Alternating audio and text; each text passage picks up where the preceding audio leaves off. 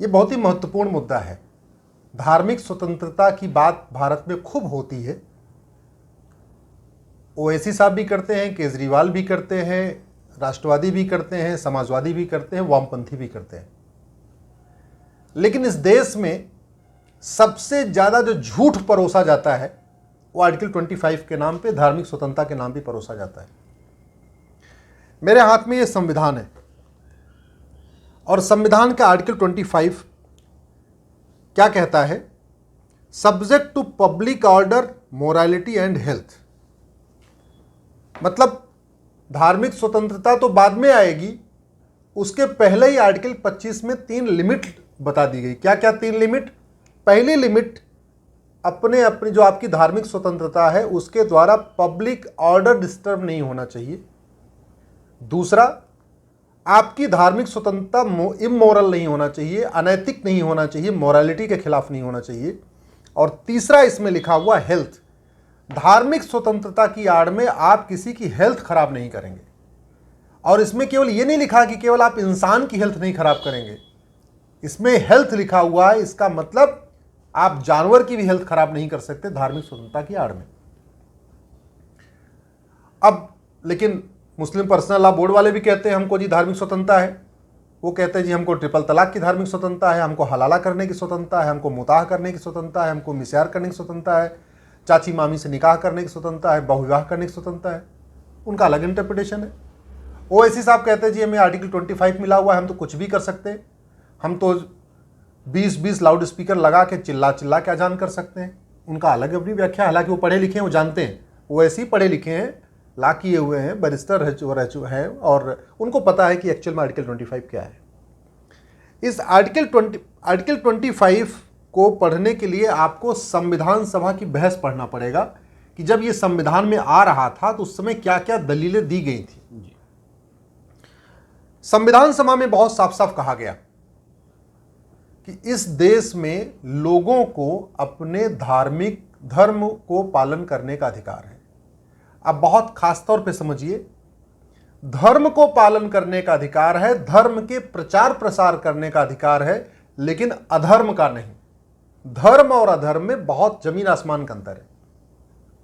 Article 25 कहता है कि भारत के सभी नागरिकों को अपने अपने रीति रिवाज पालन करने का अधिकार है। अब यहां पे भी ध्यान देने की जरूरत है, रीति अलग होती है, कुरीति अलग है, और रीति और कुरीति में जमीन आसमान का अंतर है। आर्टिकल 25 कहता है कि देश के सभी नागरिकों को अपनी अपनी प्रथा, जो धार्मिक प्रथा है, उसको पालन करने का अधिकार है, लेकिन प्रथा और कुप्रथा इसमें भी जमीन आसमान का अंतर है। तो आर्टिकल 25 हमें धर्म का पालन करने का अधिकार देता है, अधर्म का नहीं। रीतियों को पालन करने का अधिकार देता है, कुरीतियों को नहीं। प्रथा को पालन करने का अधिकार देता है, कुप्रथा को नहीं। और धर्म, प्रथा और रीतियों के पालन में भी 3 लिमिट लगा दिया। क्या? पब्लिक ऑर्डर डिस्टर्ब नहीं होना चाहिए, अनैतिक काम नहीं होना चाहिए, और किसी की हेल्थ खराब नहीं होना चाहिए। कहने का मतलब यह है कि जब आप अपने मत, मजहब, संप्रदाय का पालन कर रहे हैं, उसका प्रचार प्रसार कर रहे हैं, तो पब्लिक ऑर्डर डिस्टर्ब न हो। कहने का मतलब सड़क जाम करके नहीं कर सकते आप किसी पब्लिक पार्क में कब्जा करके नहीं कर सकते, आप सार्वजनिक स्थान पर जाके हंगामा करके अपना रीतियों का पालन, अपनी धार्मिक रीतियों का पालन नहीं कर सकते। मोरालिटी, आप अपने मत मजहब के पालन में कोई अनैतिक काम नहीं करेंगे। इसका मतलब झूठ नहीं बोलेंगे, फरेब नहीं करेंगे, धोखा नहीं करेंगे, पाखंड नहीं करेंगे, काला जादू नहीं फैलाएंगे, अंधविश्वास नहीं फैलाएंगे। यह हो गया मोरालिटी। तीसरा जो राइडर है, तीसरी जो लिमिट क्या है आर्टिकल 25 की? हेल्थ। अपने रीति रिवाज के पालन में आप किसी की नींद खराब नहीं करेंगे, किसी की हेल्थ खराब नहीं करेंगे, अपने रीति रिवाज के पालन में एयर पोल्यूशन नहीं करेंगे, वाटर पोल्यूशन नहीं करेंगे, अपने रीति रिवाज के पालन में नॉइज पोल्यूशन नहीं करेंगे कि पता चला 20-20 भोंपू लगा दिया और इतना जोर जोर से आरती कर रहे हैं, इतनी जोर जोर से अजान पढ़ रहे हैं कि लोगों की नींद खराब हो जा रही है ना। ये नहीं कर सकते। मोरालिटी का मतलब इमोरल काम नहीं करेंगे। इसका मतलब अपने अजान में, अपनी चौपाई में, अपने दोहे में, अपनी आरती में किसी ऐसे शब्द का प्रयोग नहीं करेंगे जिससे पब्लिक ऑर्डर डिस्टर्ब हो जाए। आप अजान करते समय या अपने धर्म के प्रचार प्रसार करते समय, धार्मिक बातें करते समय किसी दूसरे धर्म को कम नहीं बताएंगे, किसी दूसरे धर्म को ये नहीं बताएंगे कि मेरा वाला धर्म सबसे अच्छा है, तुम्हारा वाला घटिया है, मेरे वाले में आओगे तो जन्नत मिलेगी, अपने वाले में रहोगे तो नरक में चले जाओगे ना। ये आर्टिकल 25 के खिलाफ है। इसलिए ये आर्टिकल 25 सरकार को ये शक्ति देता है कि वो साम दाम दंड भेद द्वारा धर्मांतरण के खिलाफ कठोर कानून बनाए। ये आर्टिकल 25 ही पावर देता है। जो आर्टिकल 25 लोगों को धार्मिक स्वतंत्रता देता है, वही आर्टिकल 25 केंद्र सरकार और राज्य सरकार को पावर देता है कि वो धर्मांतरण के खिलाफ, काला जादू के खिलाफ, अंधविश्वास के खिलाफ कठोर कानून बनाए।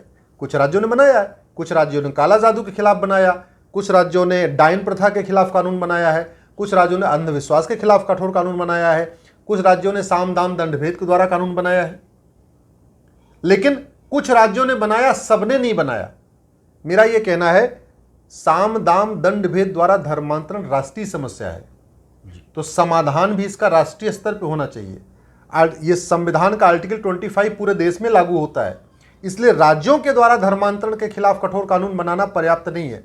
यह राष्ट्रीय स्तर पे होना चाहिए, और राष्ट्रीय स्तर पे भी धर्मांतरण के लिए अलग से कानून बनाने की जरूरत नहीं है। ये मेरे हाथ में इंडियन पिनल कोड है। इस इंडियन पिनल कोड में चैप्टर 15 है, चैप्टर 15। चैप्टर 15 का नाम है offence relating to religion. Offence relating to religion यानी धर्म से संबंधित जो अपराध है उसका इसमें ब्यौरा दिया हुआ है।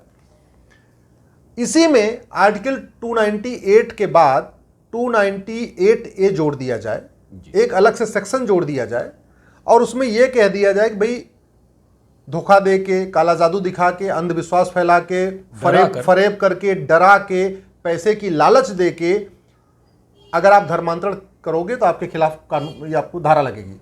बस केवल इतना करना है, अलग से कानून बनाने की जरूरत नहीं। कुछ राज्यों ने बनाया, मैं उनको विरोधी नहीं हूं, मैं कह रहा हूं ठीक, अच्छा, उन्होंने अच्छा काम किया, लेकिन समस्या राष्ट्रीय है तो समाधान भी राष्ट्रीय स्तर पे होना चाहिए, और राष्ट्रीय स्तर पे अलग कानून की जरूरत नहीं है।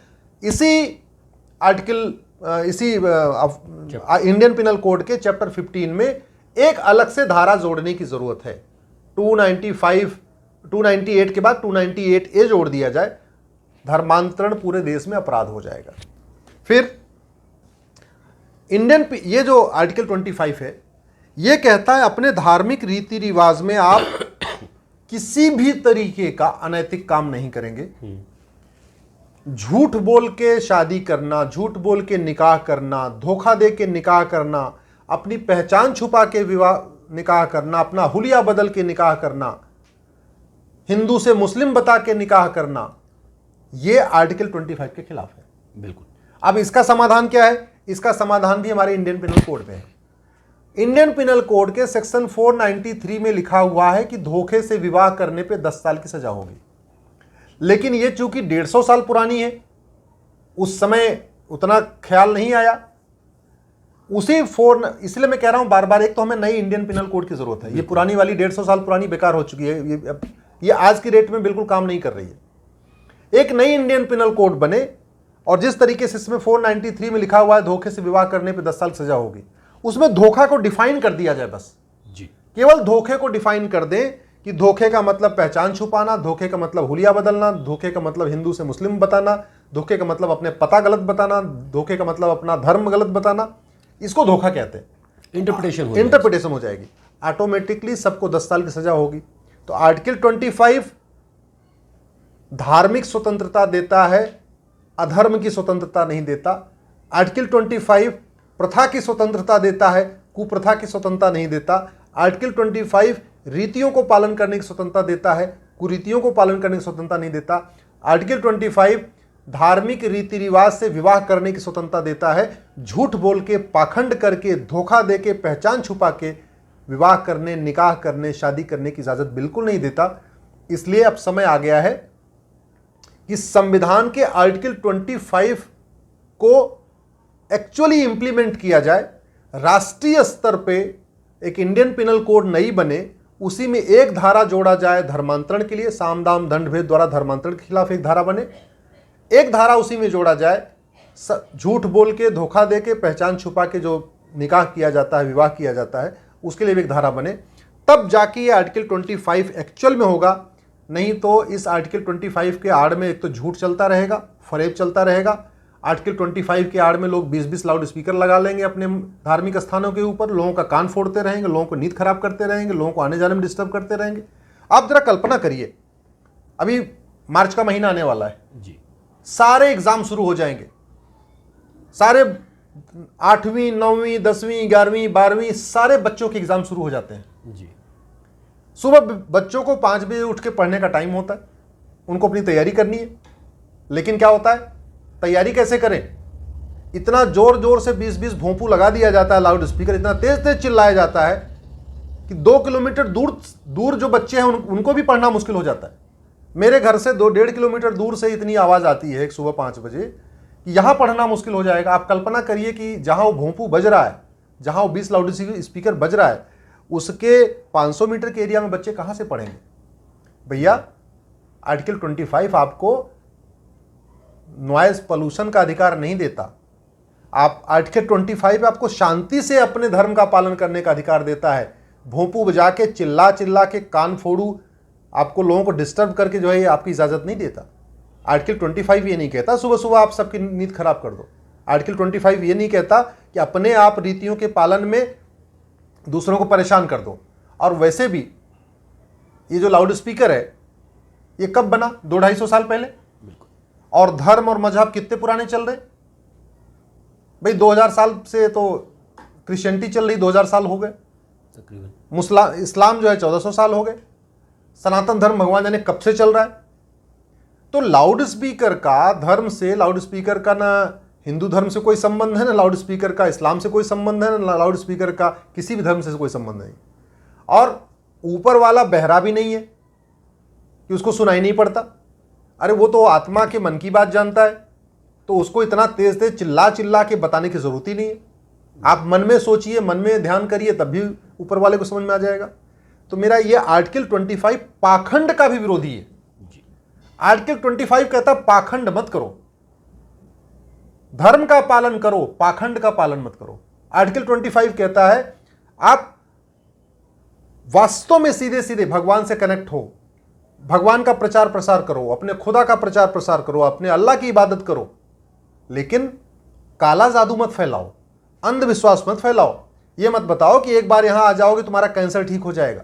ये मत बताओ यहां एक बार आ जाओगे तो तुम्हारा जो पैर का ऑपरेशन हुआ है वो ठीक हो जाएगा। मैं आजकल देख रहा हूं, आज की डेट में जो मिशनरियां कर रही हैं, क्या क्या कर रही हैं जी, वो आर्टिकल 25 की आड़ में लोगों को अंधविश्वास फैला रही हैं। जगह जगह चंगाई सभा लग रही है।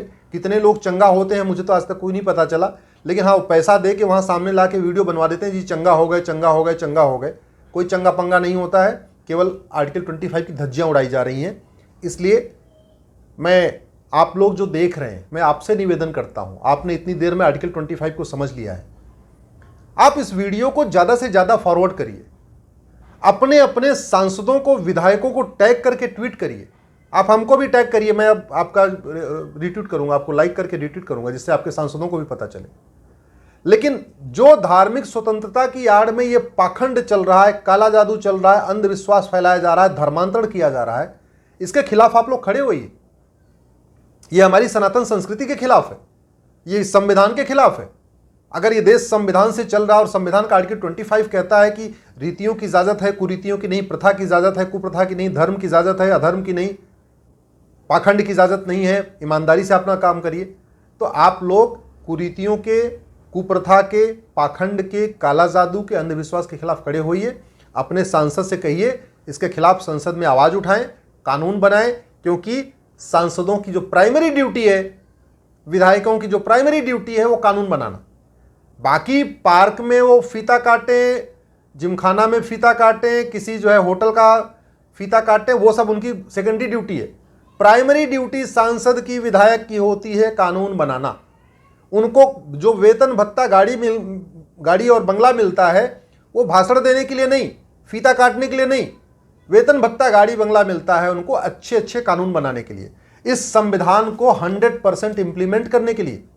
125 बार ये संविधान बदला गया, 5 बार सुप्रीम कोर्ट का फैसला पलटा गया, लेकिन आर्टिकल 25 के स्पिरिट में धर्मांतरण के खिलाफ कठोर कानून नहीं बना, काला जादू के खिलाफ कठोर कानून नहीं बना, अंधविश्वास के खिलाफ कठोर कानून नहीं बना, पाखंड के खिलाफ कठोर कानून नहीं बना। कुछ राज्यों ने बनाए हैं, महाराष्ट्र ने काला जादू अंधविश्वास के खिलाफ कठोर बनाना है, ऐसे कुछ और भी राज्यों ने बनाए, लेकिन ये संविधान पूरे देश में लागू होता है, आर्टिकल 25 पूरे देश में लागू होता है। उसके स्पिरिट में राष्ट्रीय स्तर पे एक कानून होना चाहिए और अलग से कानून की जरूरत नहीं है। एक नया इंडियन पिनल कोड बनाया जाए, ये 1860 में मैकाले का इंडियन पिनल कोड खत्म किया जाए, इसी में एक चैप्टर डाल दें ऑफेंस रिलेटिंग टू रिलीजन, उसी में काला जादू को भी अपराध घोषित कर दें, धर्मांतरण को अपराध घोषित कर दें, लफ्ज़ जिहाद को भी उसी में अपराध घोषित कर दें। जो साम दाम दंड भेद द्वारा निकाह किया जाता है झूठ बोल के पहचान छुपा के, वो भी इसी में कवर हो जाएगा।